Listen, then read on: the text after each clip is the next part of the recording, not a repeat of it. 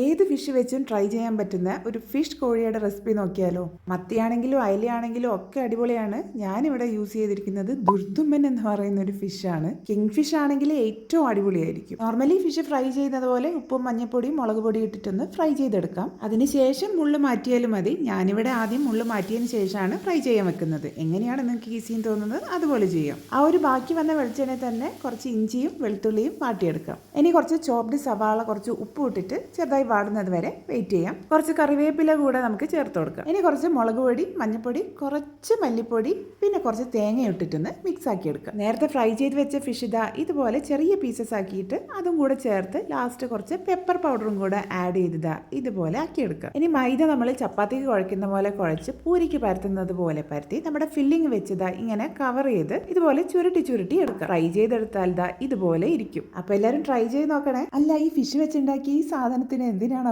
കോഴിയിടാന്ന് വിളിക്കുന്നത്?